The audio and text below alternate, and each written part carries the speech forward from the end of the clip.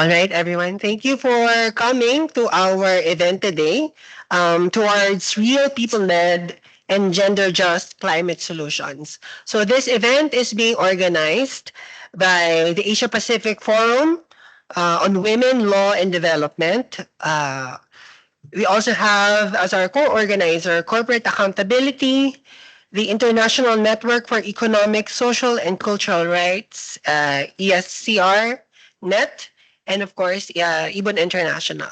So we have invited speakers from the Global South to talk about people-led and gender-just climate solutions. We have from the Philippines, Ana Celestial. She is representing APWLD, and also she is a member of Kalikasan People's Network for the Environment. We also have John Samurai from Kenya. No, so he's representing Ogiek People's Development Program. And we also have Elisa Morguera, the UN Special Rapporteur on Climate Change and Human Rights. And lastly, Yvonne Yanez from Acción Ecológica. All right. Thank you, Ivan. Good morning. Good afternoon. Cop brain. I don't really know where we are, especially without the windows. Could be day, could be night, but good afternoon, everyone.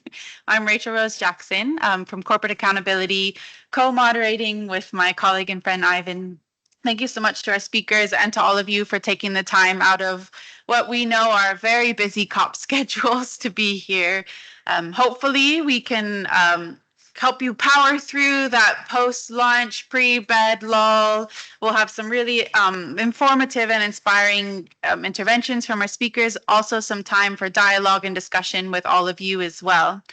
But before we hand over to our esteemed speakers, just to provide a little bit more context for today's event, you've probably heard, it seems impossible not to hear the rumors that COP29 is supposedly the finance COP.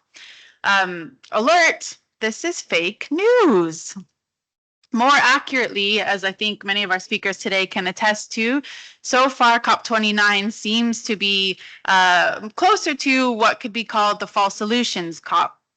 For proof of this, I think we need look no further than the opening CMA plenary yesterday, when the COP presidency rammed through with no consultation of parties what looks to be and is set to be a set of very risky rules and modalities that will seek to formalize carbon markets even further in a global climate regime that seems to be continually pivoting away from meaningful climate finance for real solutions and digging in even deeper to false solutions that enable the status quo, that guarantee decades more of fossil fuel use, and that harm people and the planet and frontline communities in the process. These mechanisms, these false solutions, dangerous distractions, they're already being prematurely promenaded out on these red or green carpets at COP29 as a victory. But the truth is they're really anything but, and there is an abundance of evidence as well as lived experience, which we'll hear from our speakers about, to prove and demonstrate this. Such schemes destroy the only planet we call home, and they condemn millions around the world rather than address the root cause of the climate crisis and the actors responsible. I know this all sounds very doom and gloom, but I promise it all goes up from here for the next hour and a half, because there is also hope. And today, what we're going to focus on in this side event are the frontline communities, the Indigenous peoples, the peasant farmers, the women, and all others around the world who are already practicing the solutions that are proven to reduce emissions, that work, that are not only climate action, but lead us to climate justice, and that advance and simultaneously address all systemic injustices around the world while addressing the climate crisis. And that is what our side event today is about. So with that, I think we're going to hand over to our speakers. And Ivan, do you want to kick us off with our first question? Yes, thank you very much, Rachel. So I think that is a very important message, that this conversation, amid the very dangerous conversations happening inside here at COP29, the promotion of false and dangerous distractions, we will be hearing from our peoples from the Global South, from representatives of people's movements about the solutions that they are pursuing in their own context, amid also the many challenges that they face. So this question actually goes to our friends from the Philippines and Kenya, to Anna and John. So based on your personal experience, but also as human rights defenders, as activists, we would like to know how pause solutions and dangerous distractions negatively impact your communities, your environment, of course, the rights of peoples. So we would like to hear from Anna first, and then John. Yeah. Hello. So I can say some examples from the Philippines. Concretely, I'm wearing a no to reclamation shirt because right now there's massive land reclamation happening in Manila Bay, and it's being promoted as a climate solution against flooding. But in reality, the reclamation projects economically displaces um, thousands of communities of fisherfolk around Manila Bay. It reduces access or even destroys their fishing grounds. And recently, with the chain of typhoons happening in the Philippines since the end of July, we've seen a lot of flooding. So land reclamation involves not just the dumping of sand, but also the dredging of sand from under the water. So ecologically, it also impacts the marine resources. And we've had examples of houses from the shore, a couple of kilometers from the dredging sites, which are actually becoming destroyed because it changes the patterns of waves along the coastal community. So these are just some concrete examples. And then politically, not just for reclamation projects, but also for large scale mining, for critical minerals, for mega dams that are also being touted as a quick fix non fossil energy source. We've seen instances of communities and their organizations who are resisting these kinds of projects facing different kinds of political attacks, ranging from demonization, vilification, illegal trumped up charges and arrests to murder. So these false solutions do not affect us just economically or through our livelihoods by destroying our houses, our sources of income, but also they can also kill in some instances. Yeah, thank you, Anna. How about John? Thank you so much. I'll bring the perspective of solutions as we are experiencing in Kenya. And I'll borrow the example from the last COP when there were all these pledges of huge of monies, carbon monies, targeted to address loss and damage, especially in developing countries. However, this has turned up to be something very different because what we are seeing is that a lot of land, much of which is occupied by indigenous people, is being leased for the government to get money to implement carbon projects. The negative part of this is that this is being done to exclude communities from their forest and also to alienate them of their only land, of their only ancestral land. And this has led to displacement of communities and bringing a lot of issues to do with their livelihood because they are being moved from their land and there's no adequate compensation or alternative settlement for them. This is really bringing a huge problem of further damages that ought to have been addressed by the carbon offsetting resources.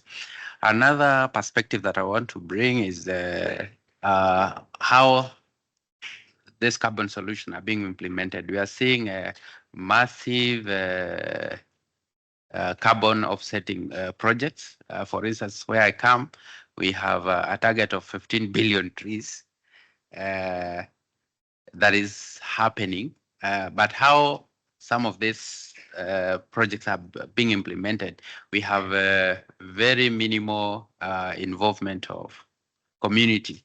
They are not aware of how this is happening, but some of the solutions happen to be only on papers and declarations with very little action being experienced.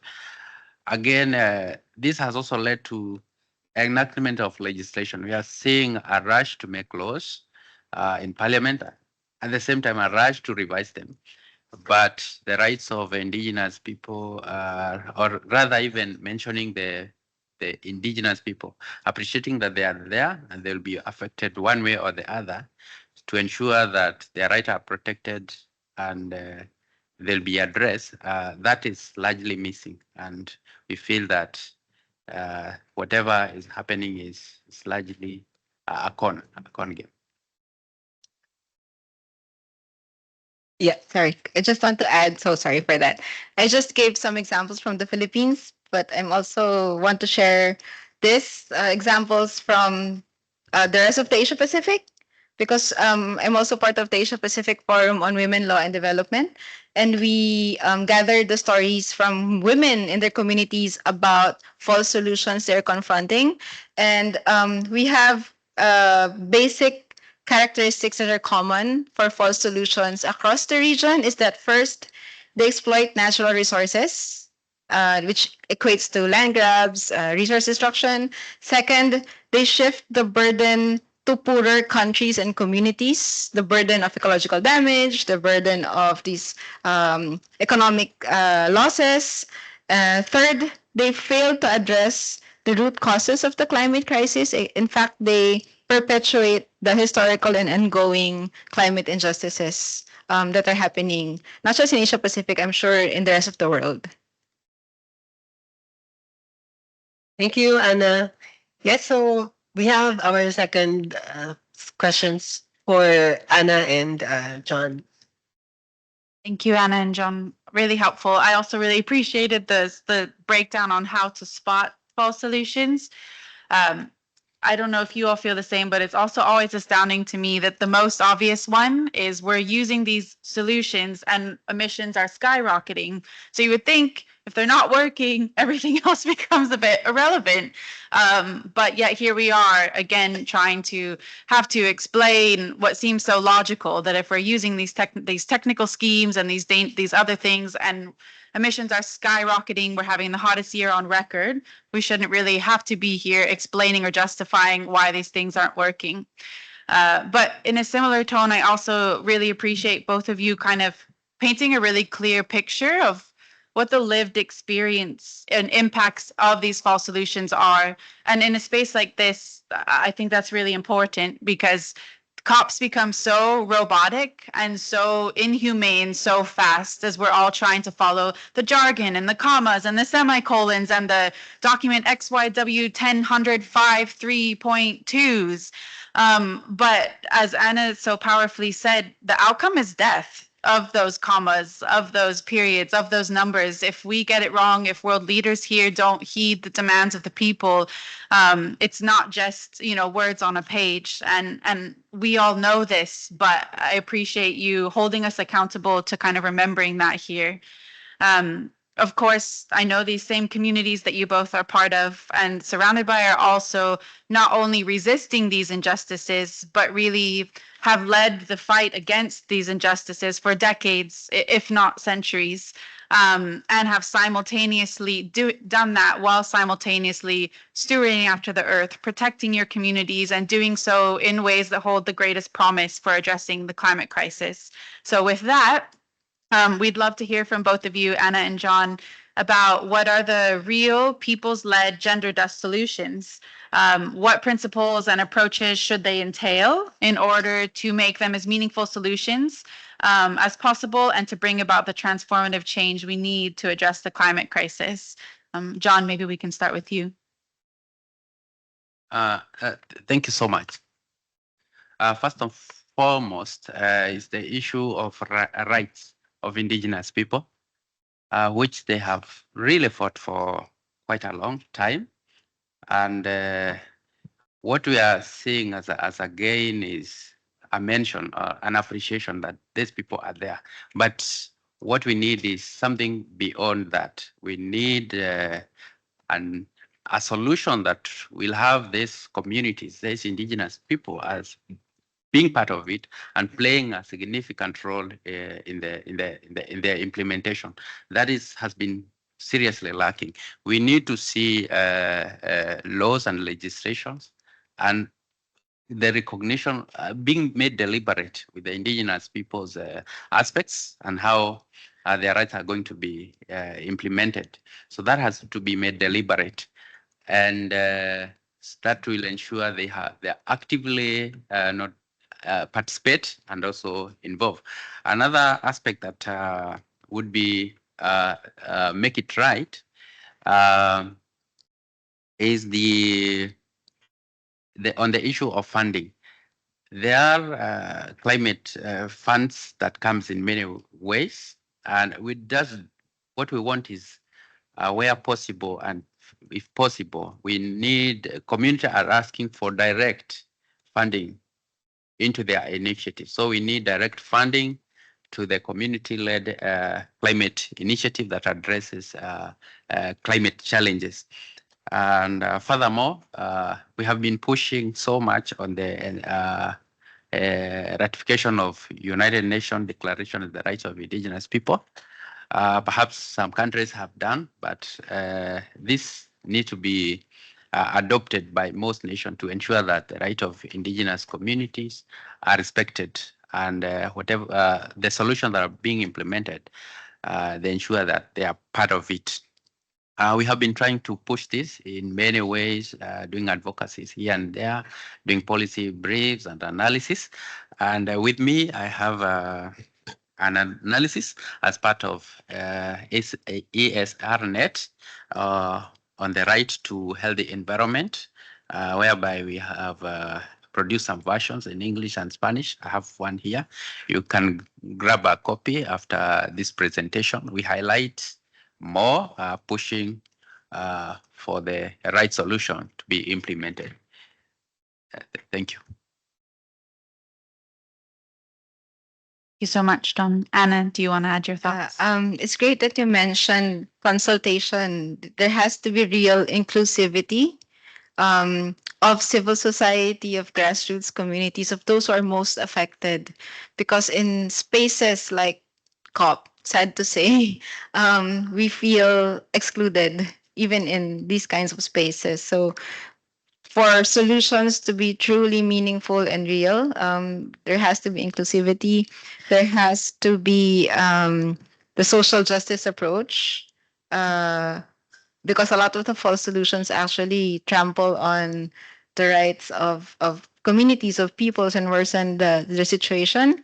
And also the principle of recognizing that the climate crisis is a complex one. It cannot be solved by just one techno fix or one band-aid solution. Sorry. So for some of the real solutions we have compiled for Asia Pacific, and we prepared a few posters with the stories of women from all over the Asia Pacific, women in their communities doing real solutions from their communities. And some examples include community-led restoration and conservation agroecological projects.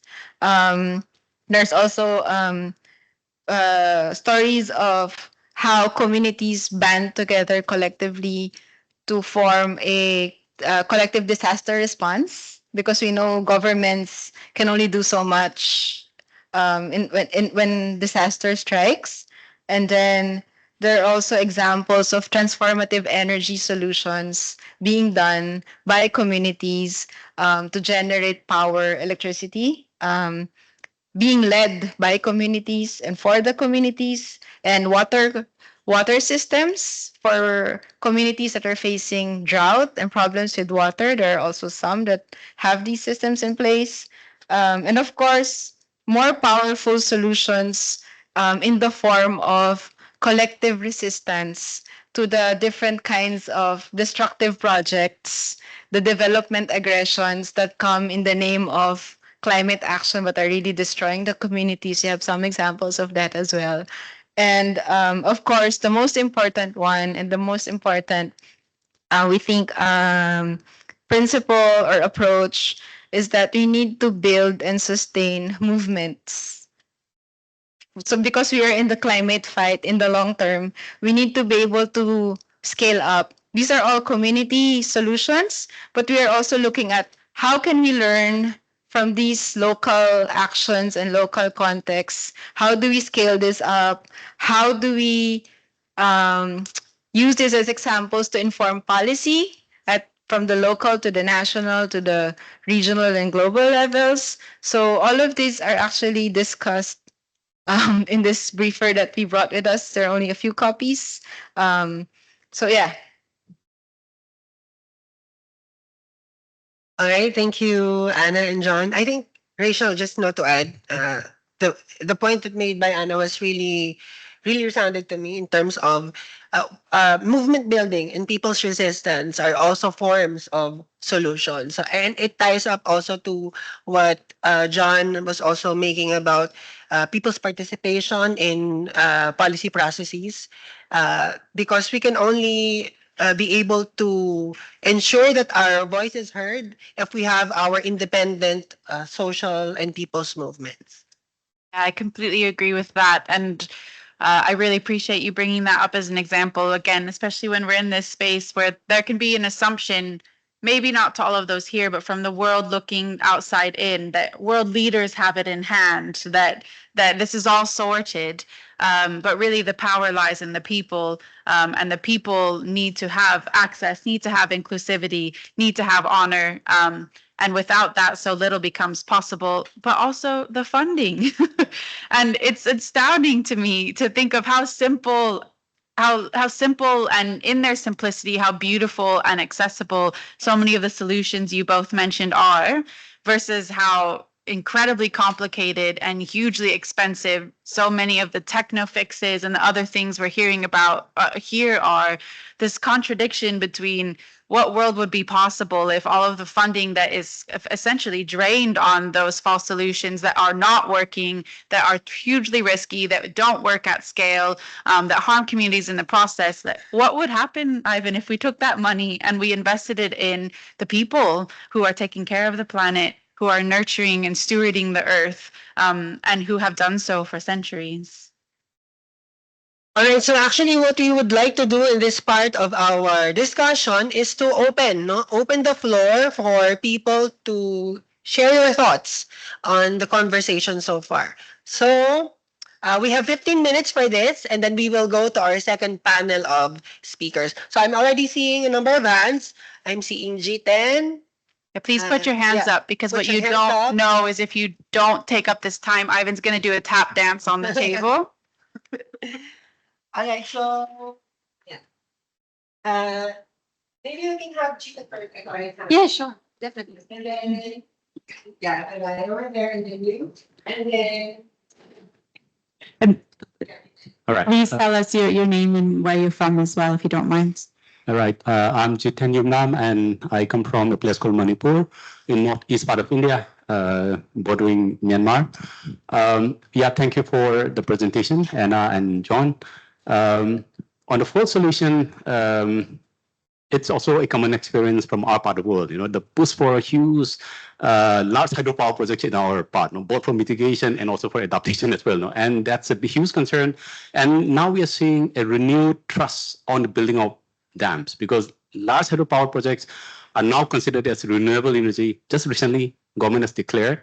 And and now we are seeing the push for 10,000 megawatt, 1,000 megawatt, 500 megawatt. So it's no longer in the scale of 100 or 200. So, and all in the pretext of climate solution. I think this is something that is alarming. And the concern is also the way how the financial institutions, financial intermediary, the World Bank, any finance, they are all there. The climate fund, everyone is there, and as part of the solution.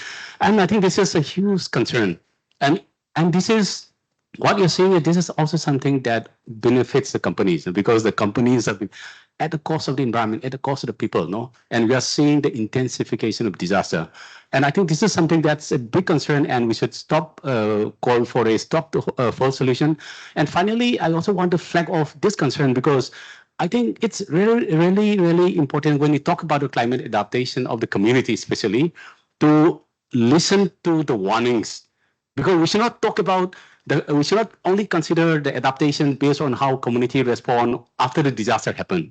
No, not about, because it's not about the community has been issuing warnings before the disaster happened. Because in the case of there is this place called Sikkim in northeast part of India. It's a small state, but there are multiple dams, and it's right in the foothills of the Himalayas where the glaciers are melting so fast. No, and the indigenous peoples there, the Lepcha and the people, they knew the land, the fragility of the land, the landslide. They had lived through it, the flash floods, and they knew the glacier is melting very fast. And they warned that don't build dams in this area because it will add to the disaster. And in fact, and ignoring those warnings of the community, the government built how many dams? Tista 3, Tista 4, not 4, 5, 6, and there are so many, around 10 dams just in this river, Tista River, no? And what happened is just 2 years back, just recently, this dam, 1,200 megawatt, 1,200 megawatt, it collapsed. Why? Because the dam cannot hold back the water from the flooding of the Himalayan glaciers. It collapsed. And along with the collapse of this dam,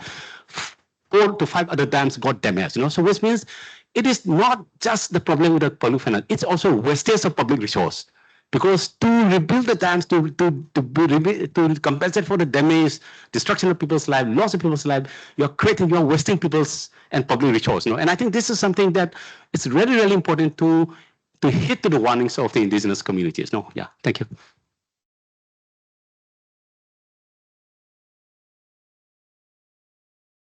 Thank you so much. My name is Fuad Karimli. I'm a researcher on gender issues from the Center for Economic and Social Development, an independent think tank based in Azerbaijan. I just wanted to ask a question with regards to a remark that was made in the beginning on how just I think it is to judge a developing country which has approximately 0.1% share in global gas emissions and actually makes pledges to go green and make investments into this, and how true this is in the spirit of collaboration and working together in the United Nations. I think it seems as if there's more finger pointing on developing countries, whereas developed countries carry the majority of global gas emissions and have used the wealth from fossil fuel for their development. Thank you.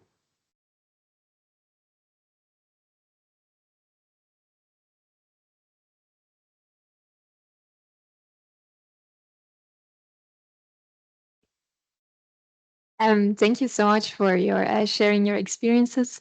I'm Xanne. I'm a researcher at VAB in Belgium, and I'm doing research on the impact of carbon market initiatives on the land rights of indigenous communities in East Africa.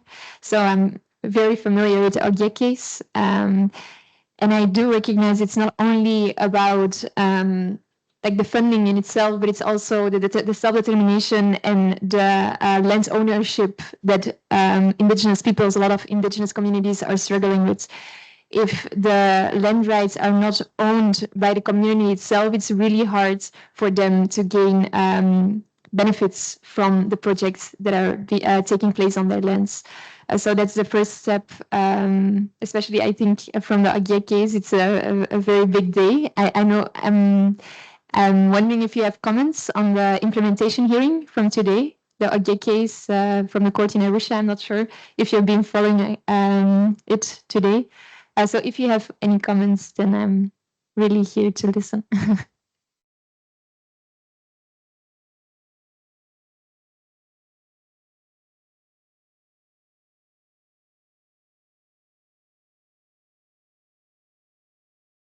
Okay, thank you for sharing. My name is Zubaida. I come from Banda Perempuan Indonesia.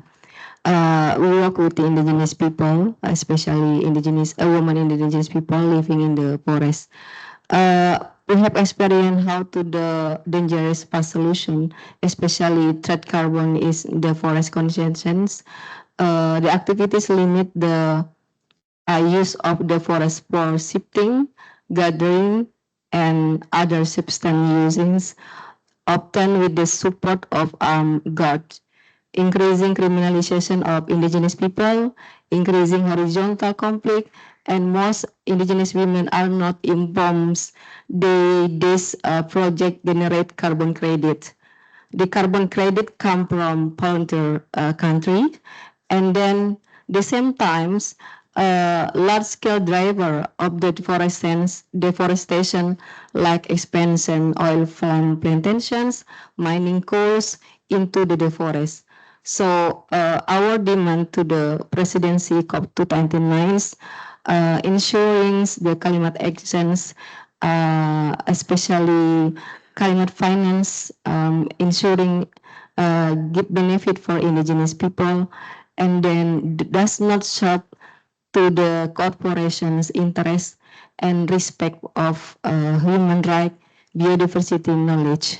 Thank you. Okay, thank you. Actually, I'm seeing a number of hands raising, but we have limited time. But we actually have another time, not for questions and comments from the audience. But maybe we can quickly respond to some of the questions and raised by some of our panel participants. Yeah. Maybe John, do you have any response? Yeah.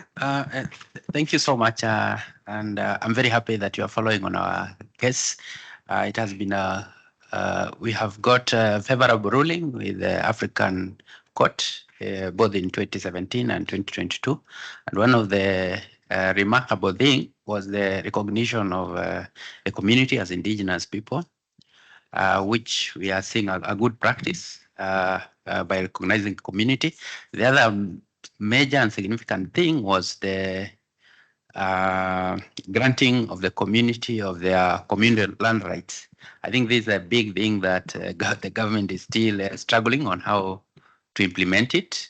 There are all mechanisms. We have a legal framework in place, but the process has been very slow. Now that today we have been having, our people have been in court, regional court, on an implementation hearing.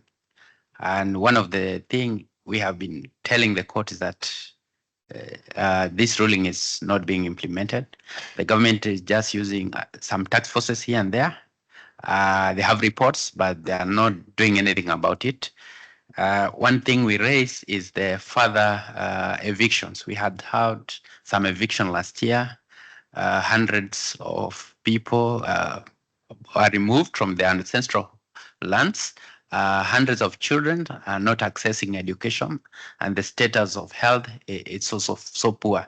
And one thing I can mention is that today the court has found that eviction constitute further violations, which was an order that there should be no further violations on indigenous people. Currently, our team are on a debrief. I think we can connect later on a bilateral over the same. Thank you. Yeah, actually, sorry, we have very limited time. We need to transition to the next panel of speakers. But to quickly answer to the issue raised by our friend from Azerbaijan, we are all from developing countries. We are all from the global south. We are all developing countries. We are actually demanding that developed countries commit and push realize their obligations, their commitments to the UNFCCC in terms of emissions reductions, in terms of delivering the needed climate finance for developing countries to be able to transition from fossil fuel dependency to renewable energy systems. And that is why we actually have this conversation having that our communities are actually offering solutions, but we need the necessary political and financial support for these solutions to be scaled up, for these solutions to be realized. So definitely, we are echoing actually the demands of the peoples and communities from the global south. Yeah, and to add to that, I would say I think I've heard all of us up here in various shapes and forms called for what's called a fair shares approach, which means you contribute those who've done the most to cause the problem, whether a country, actor, corporation, etc., should lead by doing the most to solve the problem. It doesn't mean that there's anybody who doesn't do anything. And that's actually the perfect segue to what we're going to talk about next, which is the concept of climate debt. Ergo, that the countries that have contributed the greatest amounts to the climate crisis are the largest historical emitters, and in some cases, like the United States of America, are still the largest oil exporters the world over today, yet are doing the least possible and actually more active damage when it comes to trying to undermine the global response to climate change. And just one of many ways I think they're doing that is consistently withholding the paying up of their climate debt, the climate finance that is owed to frontline communities and to those around the world who have done nothing to cause this crisis, yet are now not only enduring its impacts, but also shouldering the burdens of addressing this crisis because of the continued delay by many of these countries and other actors. So with that, we're going to hear shortly from our next two speakers, Elisa Morguera and Yvonne Yanes. But first, Elisa, I want to ask you, particularly given your focus in the day-to-day basis and everything that you're working on at the UN-wide level, can you share to us a little bit more about where are these financial flows going in the name of paying up for climate debt? Are they going to real solutions, or are they in fact facilitating more of these false solutions, these sort of withholding of responsibility and meaningful action? And can you provide a brief breakdown sort of on the landscape and your analysis of what's happening and why? I think it'd be helpful to all of us in the room to hear from that level. And then also excited to hear from you, from your perspective, what are the benchmarks for meaningful finance? We've heard a lot about what it's not, but what would make finance delivered here at COP or anywhere else meaningful and real and lasting? And what can we do to ensure that climate finance is flowing to support these people-led community solutions we've been hearing about? So over to you, Elisa. Yeah, thank you very much. I think I should start by saying that what I've been learning about climate finance is exactly what you have shared so far. It is really the experiences of frontline communities that tell us the truth about where the climate financing is going and whether that is helpful or not.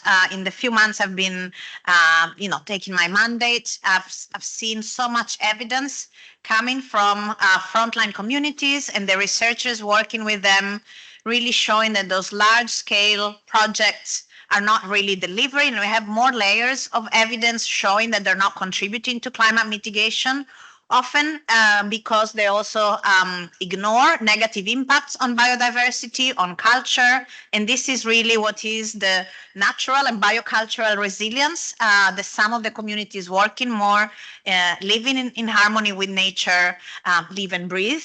So there's a very clear issue around how we are prioritizing and identifying climate solutions in that isolated way from understanding the health of the planet, the health of people, and that is clearly a huge issue because we do need more finance, but also we need whatever finance we have to go in a direction that is really meaningful for climate change, but also to respond to what is now incredibly well-detailed evidence around the disproportionate negative impacts of climate change and some of these climate solutions on frontline communities, on indigenous peoples, on women, on girls, on children, on persons with disabilities, on those already facing racial discrimination and other forms of discrimination.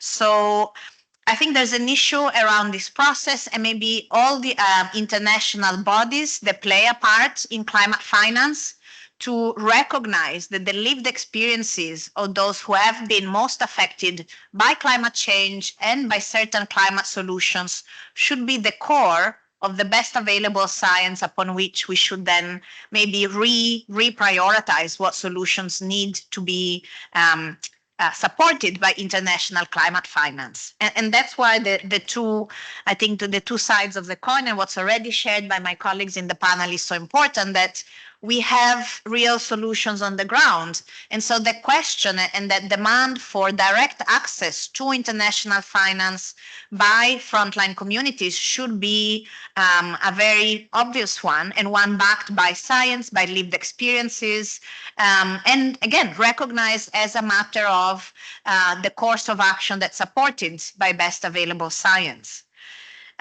There is, I think, one issue that maybe is preventing that from happening is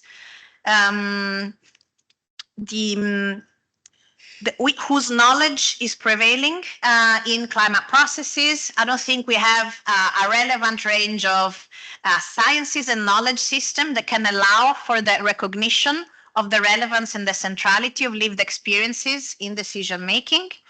But the second is also maybe a problem of scale or a perception that we can only address a global issue through, or it's more efficient to address a global issues through large scale solutions. And that it's not necessarily an equation. And maybe we struggle in Western science, and particularly the Western sciences that are dominating this process, in instead recognizing the collective contributions of more localized approaches. But that, that is a problem of the science and the particular areas of sciences that maybe have been most influential in shaping this process and the mechanisms, than a problem of fact. And maybe the other element is, of course, the civic space, the opportunities for participation in this process, the opportunity for the voices of those who have lived experiences and who have also evidence to show that their solutions are more effective, or that some of the climate solutions receiving significant funding are not effective, don't have space or recognition in the decision-making processes. I think an additional layer to that is that all the international climate funds have what are called independent monitoring and redress mechanisms. These are mechanisms that time and again have documented when projects that receive international climate finance lead to violations of human rights, as well as maybe negative impacts on biodiversity. But we don't see that recognition and that documentation being brought into the decision making as a source of learning. And I think both of you made that point around how important it is to recognize what we're learning. I mean, for one thing, we can't afford to repeat the same mistakes. And again, from an international human rights law perspective, we must prevent foreseeable negative impacts. And as I said, we have now plenty of evidence about it.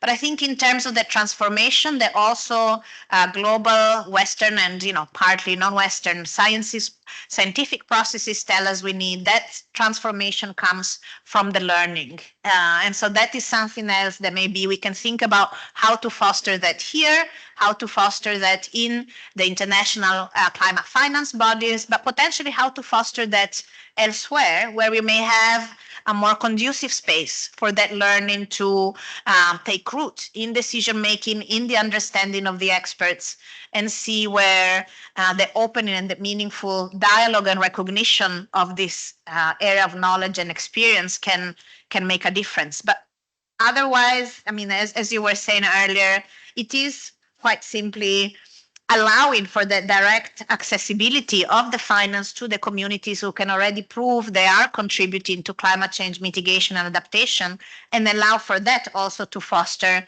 that system of learning that is to the benefit of the global community. So I'll stop there for now. Thank you. The next question is actually for Yvonne. So it also links with the previous question around finance. So how do we identify false solutions being promoted as finance?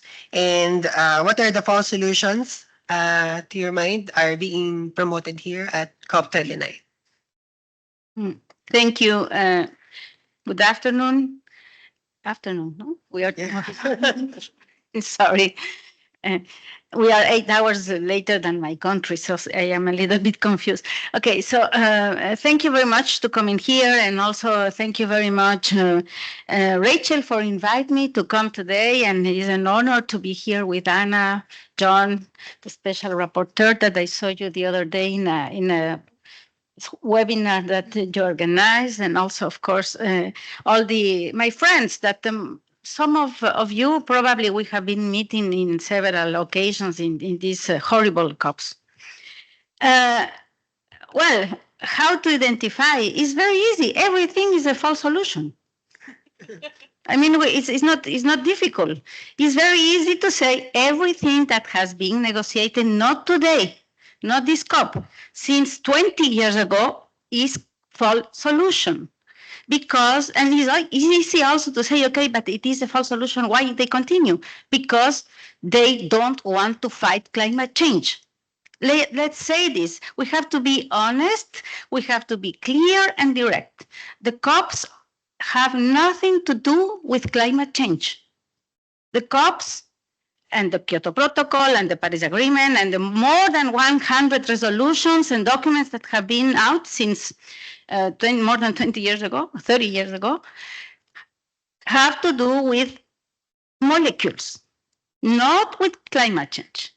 And when I say molecules, means that they don't think about the climate crisis. They only think the possibility to make business with molecules and to make business with carbon and to make business of what is in the middle of all of these big false solutions, which are the offsets, carbon offsets.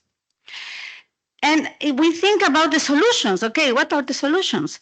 I don't know if you know that last year, the 20th of August, Ecuador was the first country in the world to make a decision, not as a government, as the population, to start to keep fossil fuels on the ground.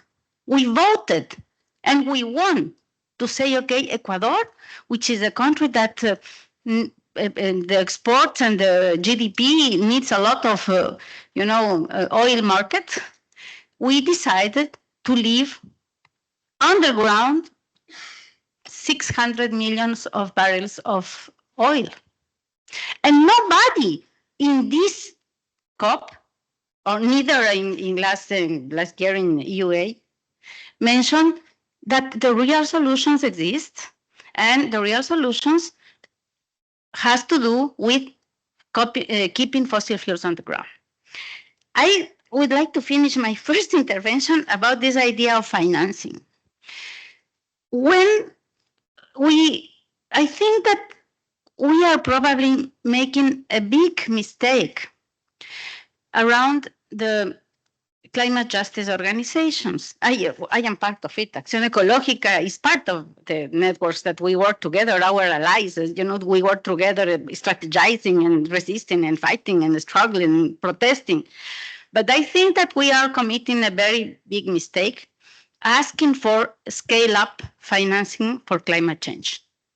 Because this will mean financing carbon offsets, financing external debt, financing what the Paris Agreement is, that is an agreement that directly violates human rights and nature rights. So I think that we have to say, okay, we want the ecological debt, repayment and restoration and reparation, but with nothing to do with financing for climate change. We have to make a huge separation and distinguish very well that is not the same. If we ask $5 trillion of climate financing, this has nothing to do with the recognition and the reparation of climate change, of climate debt. So I think that we have to review our proposals. We have to review what we are asking for. Instead to say 5 trillions, we can go and ask to all delegates of our countries. I don't know how many countries are here with delegates there. We can ask and go, and instead to say, okay, you have to vote against the methodology of the Article 6.4. No, we can ask them, when are you going to start to keep fossil fuels on the ground? When are you going to start to finish to open mining? When are you, things like that. Because if not, we are really wasting our time. Thank you. All right, thank you, Elisa and Yvonne. So we will actually be, yeah.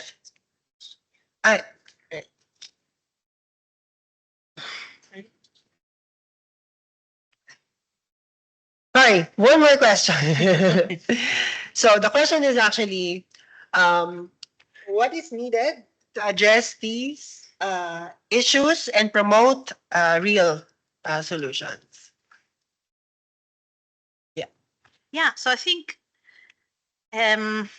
one thing is about, moving away from that approach of like safeguarding. Safeguarding already implies that there's gonna be some damage, that the solution is not ideal, but somehow it's the best that we can get.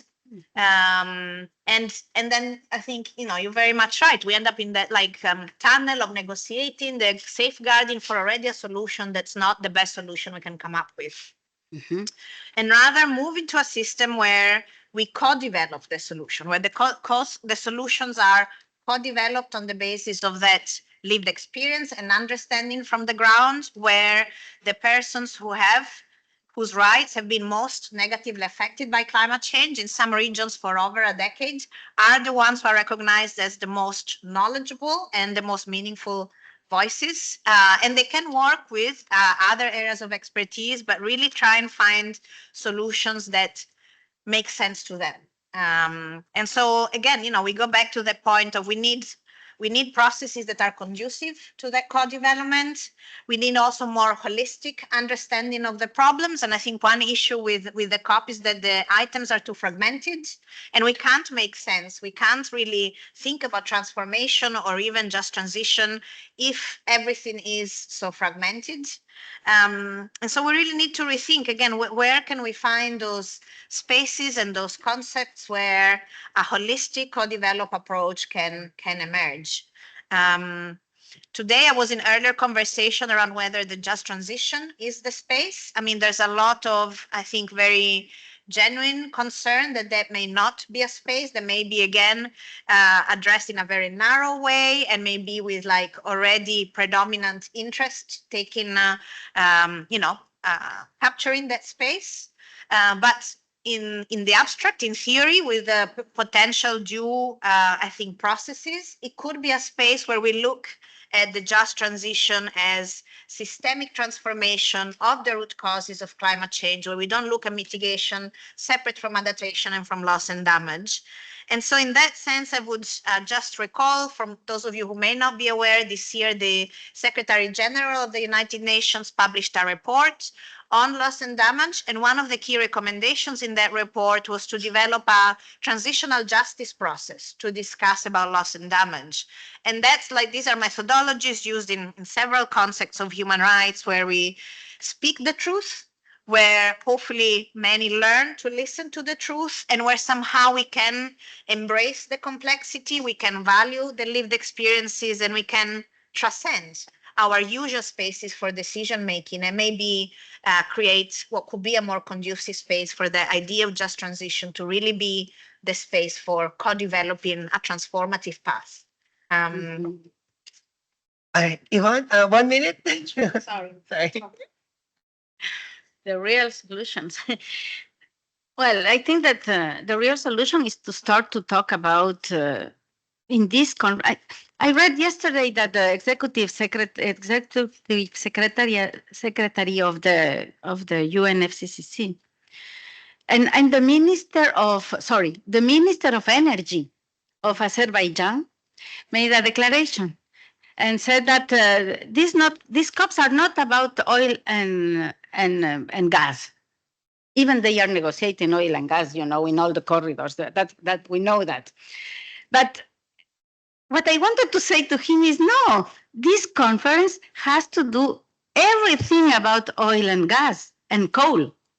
So instead to discuss about what we are discussing, should be a conference starting to say, okay, we are going, and we know it's not an idea of Acción Ecológica that 20 years ago, together with the Durban Group and other Oil Watch Network, etc., we started to say that we have to leave fossil fuels on the ground. We started this since more than 20 years ago in the conference.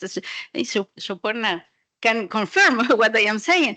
So that, yeah, we could start to say, okay, the president of the General Assembly, United Nations, IPCC, everybody saying that we have to keep fossil fuels on the ground. Okay, let's start to say how much millions of barrels of oil, how much millions of tons of coal, how much trillions of meter cubic gas. I mean, so this conference should be really transformed in an oil and gas and coal conference, but in a good sense, Not in the sense that it's already happening, that the oil companies that are paying for the realization of this COP. No, in the real sense. So let's transform. For me, this is one of the biggest solutions that can we swift and switch all of these conferences and start to talk about oil, gas, coal, and hydrocarbons and everything that has to do with climate change. Thank you. Thank you so Thank you so much, Yvonne and Elisa. One thing that's really setting in for me, a sentiment I think both of you said in different ways, to paraphrase, is how we need to stop negotiating the lesser of two evils in spaces like this. Evil is evil, not enough is not enough, inadequate is inadequate, false is false. And the climate crisis, certainly, if ever there was anything in any, in the whole time of humanity that demanded everything we have, all of we have, nothing but enough, nothing but everything that's necessary, this would be it. And that combined with the simplicity of the way forward that you all are laying out so clearly and beautifully for us. On one hand, it's very frustrating, if I'm honest, that it's so simple and we have all the solutions at the ready, and yet here we are. But on the other side, it's also reminding me and giving me what feels like a legitimate reason to actually buckle in and hold on to that reason to believe that it is possible, to remember that we can, we must, and we will, and that it is not complicated. If enough of us, if we build our movements, if we stop the safeguards and move to action, and if enough of us do everything that's necessary and demand that everyone else do the same. So I at least really appreciate those offerings today, especially because outside of this room, let's be honest, it can get a little bit hard to remember that. We're now gonna again open it up to all of you to hear your thoughts. If you have questions for our speakers, feel free to share them. Let's try to keep them focused on the topic of the side event specifically, just because we have so little time together to spend in this precious way. But if anyone would like to share or ask, we'd love to hear from you. We have someone just here.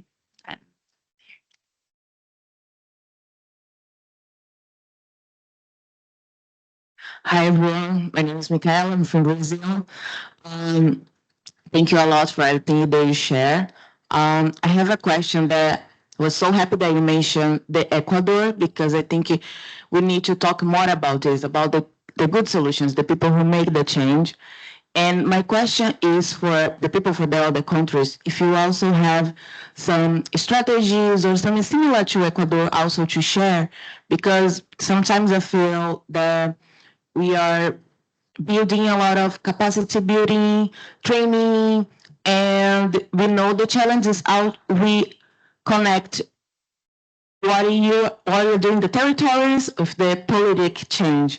So it would be great to listen, hearing from you about the strategy, is something that really works, that may inspire my work in Brazil, for example.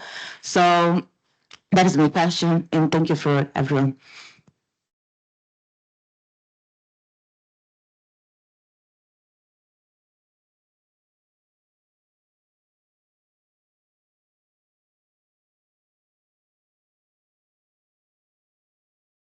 Ya, terima kasih untuk kesempatan yang diberikan. Saya Marta Patih, perempuan ada dari Maluku, datang dari jauh membawa misi untuk bertemu dengan Ibu Elisa untuk menyampaikan apa yang ingin saya sampaikan, kekhawatiran dan kecemasan kami masyarakat adat di Maluku. Maluku adalah provinsi di bagian timur Indonesia dengan luas wilayah 92% laut dan 7,6% darat. Sorry. No, sorry. Yeah, it just so happened that we are coming from the same island, so yeah. I'm trying to translate this. I'm Lenny Patti Marta, as she called herself, coming far away from Maluku with a very big mission to meet the special rapporteur, Ms. Elisa, to talk about Maluku, which is a province in the eastern part of Indonesia with 92% ocean, dan 7,6% daratan. dengan 1.400 pulau yang sampai hari ini terkena dampak perubahan iklim, bencana, banjir, gempa bumi, dan lain sebagainya. Dari hari kemarin saya ikut tentang keadilan transisi, tetapi saya coba menyamakan dengan keadaan di tempat saya, bahwa saat ini kami sudah terdesak dengan perubahan iklim dan kondisi yang ada, lalu ditambah lagi dengan tambang nikel yang akan dibuka. Yeah. So since yesterday, I've been following a lot of conversations, trying to really understand the topics around the just transition. We have around 1,000, so basically 1,400 islands in our island alone, such an archipelagic place. Have been long time impacted by the climate crisis. This is not something new. But as I followed the discussions, the more I'm trying to really match with the reality in the community, especially when we're talking about just transition, especially now the condition is so urgent. And plus, on top of that, we also have the nickel mining. Ya, dan selain tambang nikel yang sementara akan dibuka, bukan sementara, sudah mulai proses perjalanan untuk pengembangannya. Ada juga pasar karbon yang mendesak masyarakat adat, karena kami punya hutan mangrove di Aru. Dari tahun kemarin sudah ada upaya-upaya dari investor untuk mengambil alih hutan-hutan. Tapi karena masyarakat begitu khawatir mereka tidak bisa lagi mengelola hutan, akhirnya ditolak. Tetapi ketakutannya apakah nanti ada masuk lagi dalam bentuk-bentuk yang lain, itu yang kemudian menjadi sesuatu yang sangat mengkhawatirkan, bahwa kami sudah cukup terdesak dengan di darat dan kemudian terdesak juga di laut. Hari ini saya mencoba untuk datang untuk meminta masukan dari Ibu Elisa, mungkin apakah ada langkah yang harus segera kami lakukan untuk mengantisipasi hal ini. Mungkin itu dari saya. Terima kasih. So aside from the mining, we are also being very pushed by the carbon market mechanism. Really, it's coming to our place, attempting to taking away our mangroves, and then without focusing on the ground, communities push back on that. But the concern here really is that will there be any other forms that's coming in, and how do we actually do that? We are being sandwiched from the land, from the ocean. How do we do this? So yeah, coming in really concretely asking a question to the special rapporteur, what do we really need to do? How can we do? Because we have the solutions. We are also being sandwiched so much, pressed so much by all these problems, and really coming in just to ask anything that's concrete that can be suggested for the communities to take actions immediately. Let's think.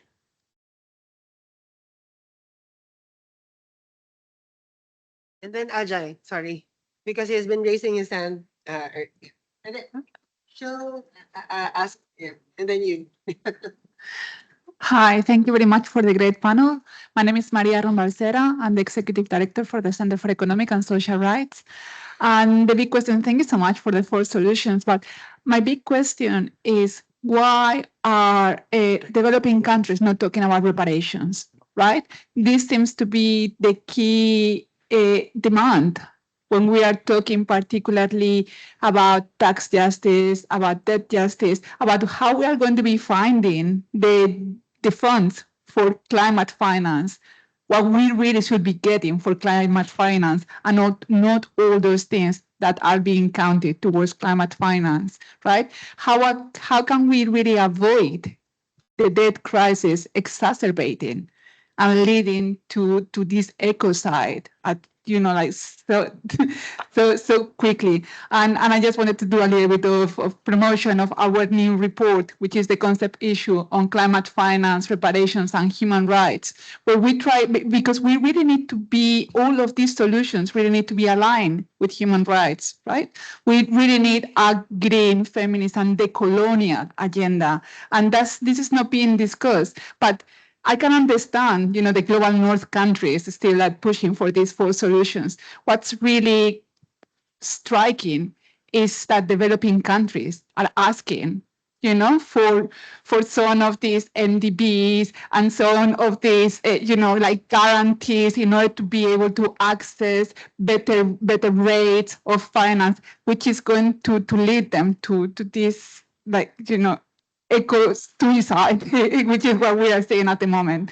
So yeah, this is a call for reparations, like fully aligned with human rights, to be part of the climate financing negotiations and part of the NCQG. Thank you.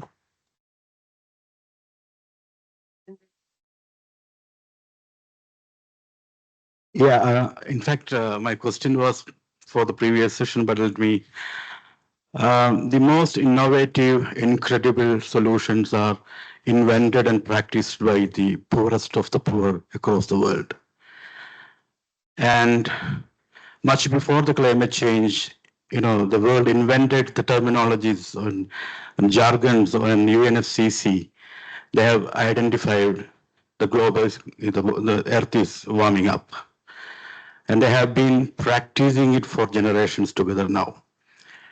The scientific community is discrediting it, saying it as an unscientific, is nothing but inhuman and cruel, violent proposition for millions of people's the very survival. And the same scientific community unfortunately support a hoax like carbon credit.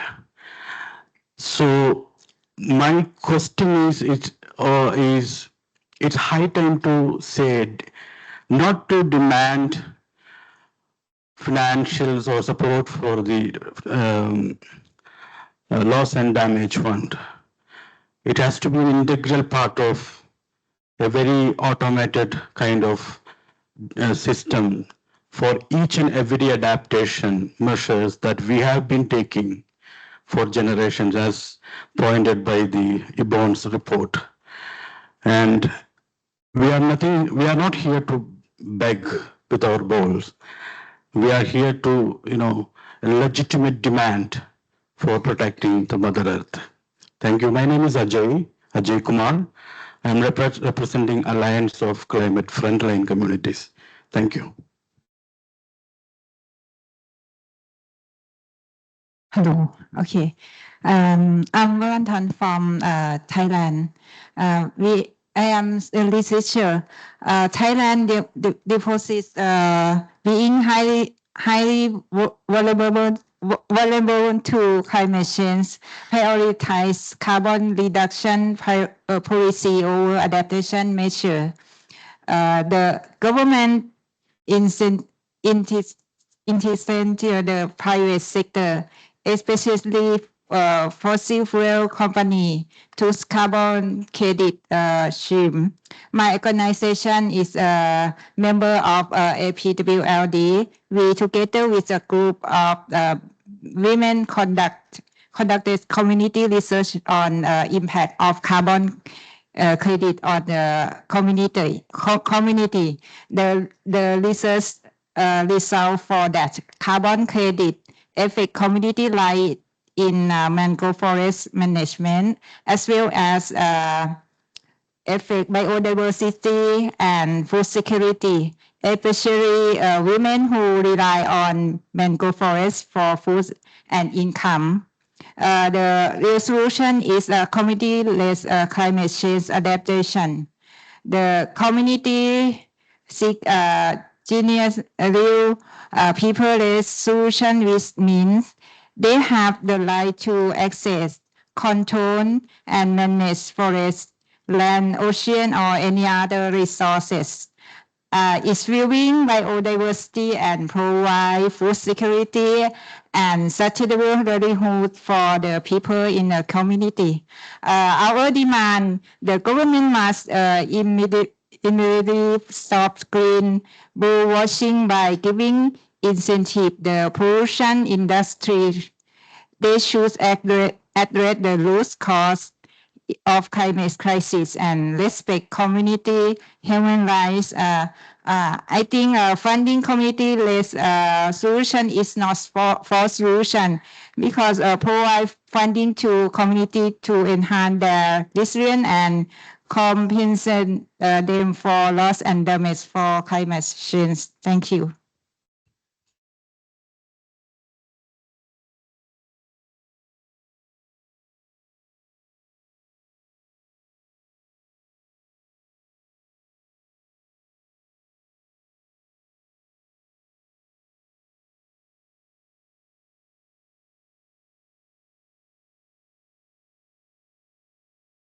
Do we have any more questions, comments? Doesn't look like it. If not, I'm wondering before we move to kind of wrapping up and closing remarks, if any of our speakers want to respond to or engage with any of the comments shared. And Elisa, also acknowledging you were addressed directly, so I don't know if there's anything you want to say. Yeah, no, thank you for sharing and coming. I'm happy to meet also afterwards, maybe to talk more. What communities can do, I think it's really more what everyone else needs to do to support and contribute to the protection of the human rights of communities. What the mandate can do is, for instance, if you receive information on these cases, prepare a communication. And that will be sent to the government. It can also be sent to private companies if they are involved. Often we do this in collaboration with the UN Working Group on Business and Human Rights. And that's a way to start a dialogue where the UN mandate holders can hold the governments to account and business to account, show them how these issues are human rights violations. Maybe they're not seeing the cumulative impacts also on communities. We're also going to explain which standards, human rights standards apply and how this situation should be clarified and addressed. There's usually a period where we wait for the states and the companies to respond. They don't always respond, but then we have an opportunity to publish our communication. And there's different other people and allies that can use that. The documentation that we did of the case, what we're suggesting in terms of obligations and steps, and hopefully others can then take action to work with those communities, either in the UN system, NGOs. Sometimes these communications can be used to bring a case before a national court. So that is something that we can do in response to specific situations. But I think maybe the broader issue, and in my response to the question you raised, is about how the UN human rights bodies can collectively contribute to bring this evidence together and connect it with, I think, the knowledge that's here. I think your question is really interesting. Why are Global South delegates not asking for reparations? They are elsewhere. They're not here. There may be something around the culture that's creating within a system and what you over 3 decades grow to expect to be the limitations of that system, and it may become very difficult to challenge that. And I think the system has been very apt at limiting what's being asked of it. And I think if we look at the details of the loss and damage fund and how that is an explicit, denying that this is a form of being held accountable for damage. It's not even recognized necessarily as a form of international climate finance, so it's a non-entity. It just shows how the system is resilient to opening up to this.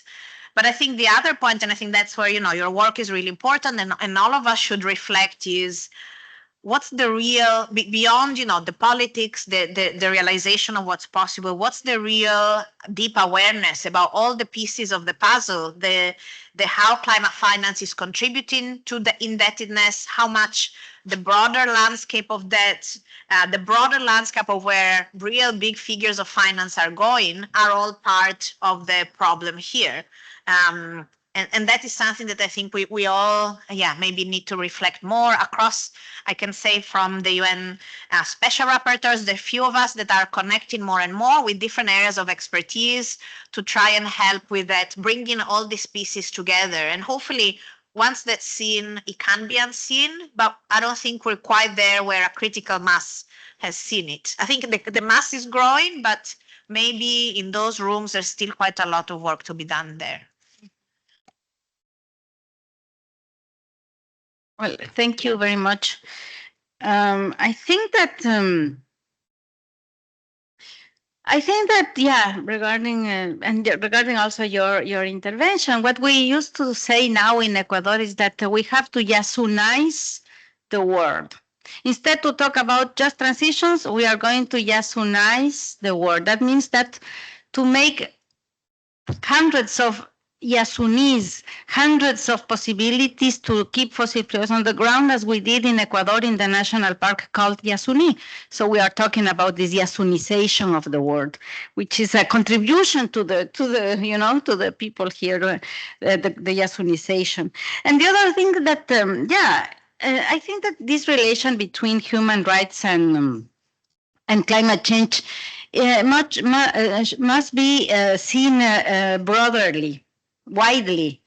Not only the human rights that could be affected because of the impacts of climate change, you know, the droughts and the loss of crops, all of these things, of course, and the floodings and everything, but also related with, for example, what is happening with extractivism, which has to do completely with climate change, you know, human rights and the fossil fuels industry, which must be seen not only as a right of a health environment, but also related with climate change, human rights related. No? So I think that we have to be, and also now the false solutions and the violations of human rights too.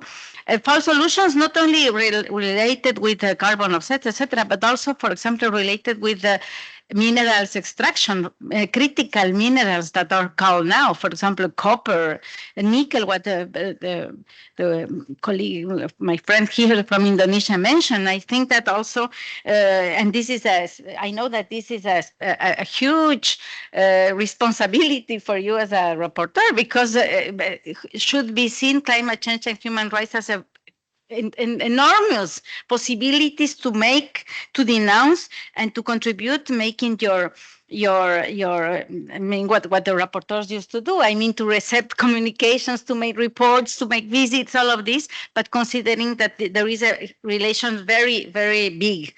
And I think that also at the same time, I'm going to finish with this, to mention that, as was mentioned here, the solutions are not only keeping fossil fuels on the ground, of course, which is very important, or resisting mining, is also to visualize the efforts of the people that works on permaculture, on agroecology, the work of the women and the children and the young that are fighting against mining, things like that. So I think that the solutions are also very wide, and of course we have to support the people that is resisting in these territories. Thank you. Thank you very much, everyone. So actually, we have to wrap up now our conversation. But just to reiterate, our main takeaways from this very important discussion is that our peoples, our movements, our grassroots communities have the solutions to the climate crisis. Actually, our organization, even international, also documented some of the solutions being practiced by our people's movements and communities in Brazil, in Chile, in Uganda, in Indonesia, 5 countries. But again, these practices, these solutions from the ground, we do not also lose our main focus on the real solution that needs to happen, no? Which is, of course, keeping, I think Yvonne mentioned that keeping fossil fuels in the ground is the solutions that we radically need to see to happen. We very much also link the practices, the initiatives of our communities with the demand for climate finance, direct access for communities. The struggle of our communities for real solutions is very much linked in fighting against false solutions, fighting against carbon markets, fighting against carbon trading. The fight, no, for our communities for real solutions is also very much linked to the democratic fight for real representation in key policy spaces and governance. So again, thank you very much, everyone, for participating in this conversation. We also would like to also invite everyone in another related event that's going to be happening on November 15. This is a side event being organized by our friends from Global Forest Coalition, from Secodicon, from IEN, investing public finance to promote real climate solutions. So actually, our organizations work together, you know, in pushing these very important messages in different spaces and initiatives. So we hope to see you there, and we also look forward to hearing your thoughts and sharing your ideas for real people-led, gender-just climate solutions. Thank you very much.